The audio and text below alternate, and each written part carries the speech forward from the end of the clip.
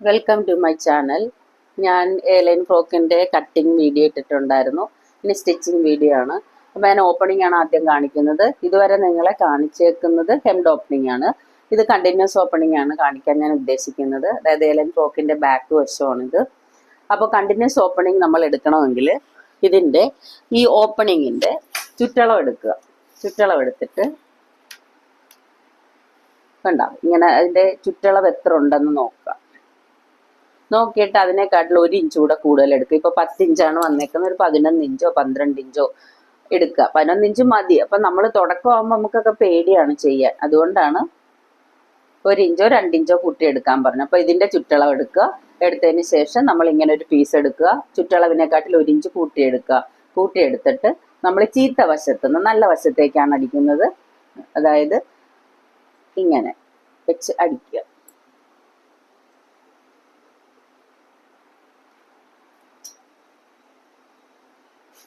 ചീത്ത വശത്തേക്ക് നല്ല വശത്തേക്കാണ് അടിക്കേണ്ടത്. അത് ഈ ഒരൊറ്റ പീസായിട്ട് ഇങ്ങനെ എടുക്കുക. എടുത്തതിന് ശേഷം ഒറ്റ ലൈനിൽ അടിച്ചു കൊടുക്കുക. ഇങ്ങനെ അടിച്ച് അറ്റത്ത് വരുമ്പോൾ ചെറുതായിട്ടൊന്ന് കുത്തി നിർത്തുക. ചെറിയ രീതിയിൽ കുത്തി നിർത്തിയാൽ മതി. ഇല്ലെങ്കിൽ നിങ്ങൾക്ക് തയ്ക്കുമ്പോൾ തയ്ച്ച് മടക്കി തയ്ക്കുമ്പോൾ ബുദ്ധിമുട്ടാവും. ഒരു ചെറിയ ചുളിവിട്ടെടുത്തതെല്ലാം പ്രശ്നമൊന്നുമില്ല.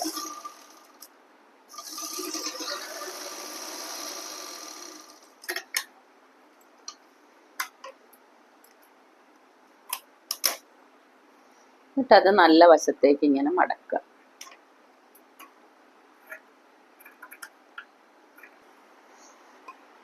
ഇനി ഫ്രണ്ടിലേക്ക് മടക്കുക. മടക്കുമ്പോൾ ഒരു മടക്കിയിട്ട് ഒന്നുകൂടെ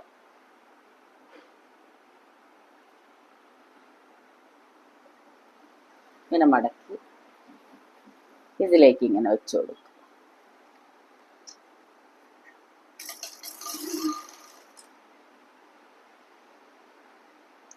ഒരു മടക്കി ഇങ്ങനെ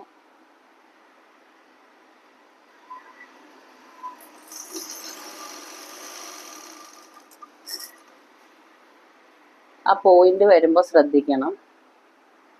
കാരണം കുറെ ചുളിവും മടക്കും ഒക്കെ വന്നു കഴിഞ്ഞാൽ നമുക്കത് ബുദ്ധിമുട്ടായിരിക്കും. അപ്പം അതുകൊണ്ട്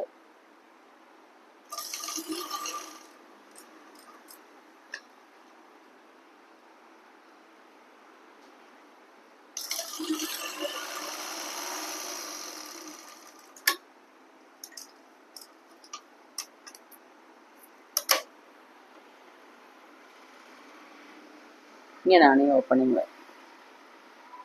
കണ്ടോ? ഇങ്ങനെ വരും. ഒരു ഹുക്കോ എന്തെങ്കിലും വെച്ചു കൊടുത്താൽ മതി. ഓക്കെ. അതിനുശേഷം നമ്മൾ വെട്ടി വെച്ചേക്കുന്ന പീസാണ് ഫ്രണ്ടിന്റെ ബാക്കിന്റെ ഷോൾഡർ തമ്മിൽ കൂട്ടുക.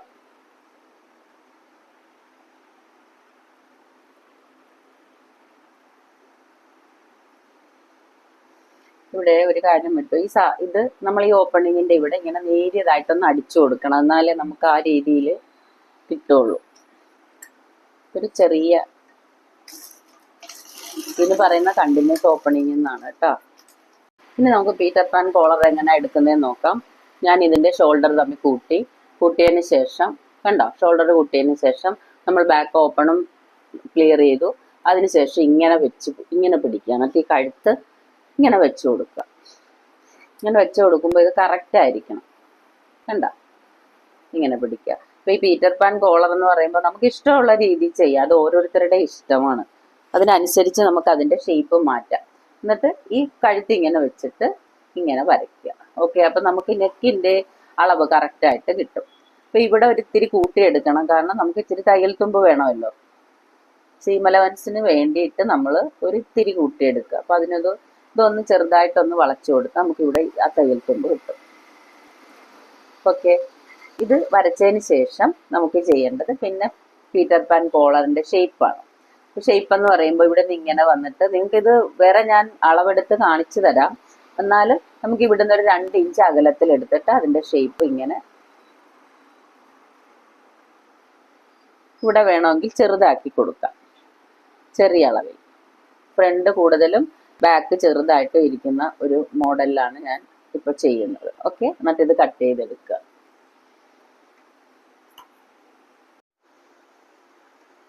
ഇതിൻ്റെ സൈഡാണ് ആദ്യം അടിച്ചു കൊടുക്കേണ്ടത് കേട്ടോ.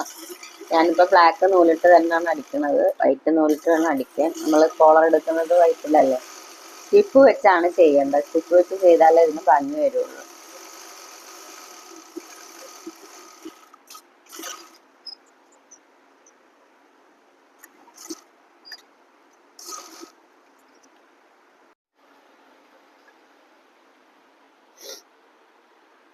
ഇനി നമ്മൾ പീറ്റർ പാൻ കോളർ വെക്കുന്നത് എങ്ങനെയാന്ന് നോക്കാം. കോളർ അടിച്ചു വെച്ചേക്കാണ്. അപ്പൊ ഇതില് സെന്റർ മാർക്ക് ചെയ്യുക.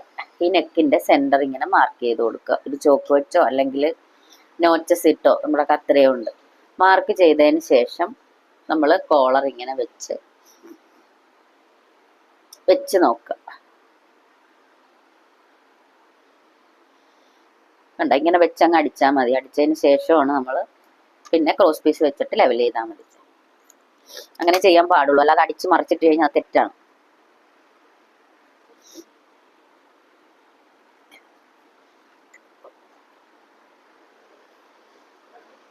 സെന്ററിൽ ഇങ്ങനെ അടിക്കാം.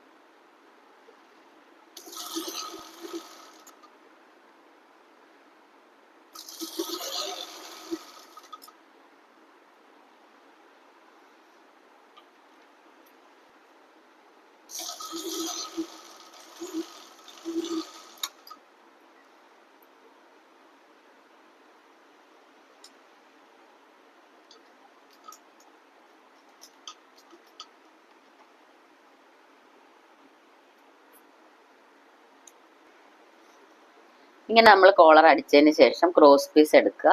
ക്രോസ് പീസ് എടുത്തിട്ടാണ് നമ്മൾ ഇങ്ങനെ മടക്കി ഇവിടുന്ന് തുടങ്ങുക. ഓക്കെ, തുടങ്ങിയിട്ട് ക്രോസ് പീസ് അടിക്കുന്ന അടിച്ചിടാം.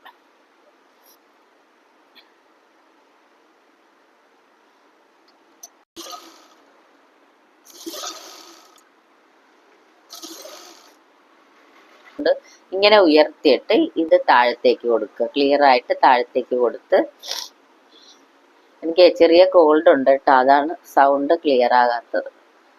അപ്പോൾ ഇങ്ങനെ വെച്ചിട്ട് അടിക്കുക. അല്ലെങ്കിൽ നമുക്ക് നമ്മുടെ ആ വെച്ചേക്കുന്ന പീറ്റർ പാൻ കോളറയിൽ സ്റ്റിച്ച് വരും. ഇങ്ങനെ വെച്ചടിച്ചിട്ട് നല്ലപോലെ ഇങ്ങനെ ക്ലിയർ ആക്കി അടിച്ചു പോകണം, ഇല്ലെങ്കിൽ നീറ്റ് ആവൂല, വൃത്തികേടായിരിക്കും. ഇനി കയ്യും നമ്മൾ ക്രോസ് പീസ് വെച്ച് അടിക്കുക. അടിച്ചതിന് ശേഷം സൈഡ് കൂട്ടുക, താഴെ മടക്കി അടിച്ചു കൊടുക്കുക. ഇത്രയേ ഉള്ളൂ ഇതിൻ്റെ പരിപാടി. ഞാനിനി സൈഡ് കൂട്ടാൻ പോവാണ്.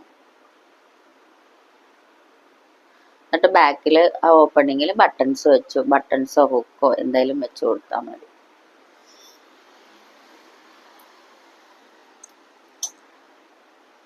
സൈഡ് ഇങ്ങനെ കൊടുക്കുക. വേണമെങ്കിൽ കെട്ട് വെച്ച് കൊടുക്കാം. പിന്നെ ലൂസായിട്ട് കിടക്കണമെങ്കിൽ അങ്ങനെ കിടക്കും.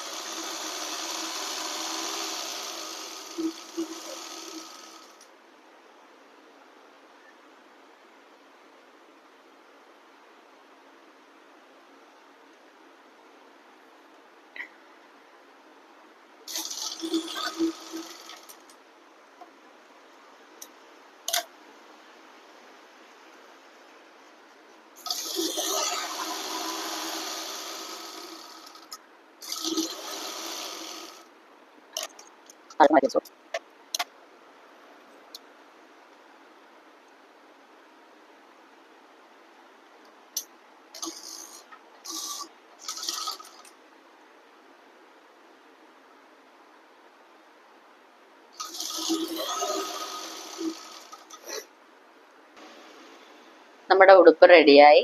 ഇതാണ്. വേണമെങ്കിൽ നമുക്ക് ചെറിയൊരു കെട്ട് ഈ രണ്ട് സൈഡിലായിട്ട് വെച്ച് കൊടുക്കാം, അല്ലെങ്കിൽ ഇങ്ങനെ തന്നെ. നല്ല ഭംഗിയുള്ള ഉടുപ്പാണ്. ഓക്കെ, അപ്പോൾ ഇനി അടുത്ത വീഡിയോ ആയിട്ട് ഉടനെ തന്നെ കാണാം. അപ്പോൾ എൻ്റെ ചാനൽ എല്ലാവരും സബ്സ്ക്രൈബ് ചെയ്യണം, ലൈക്ക് ചെയ്യണം, ഷെയർ ചെയ്യണം. Thank you, by.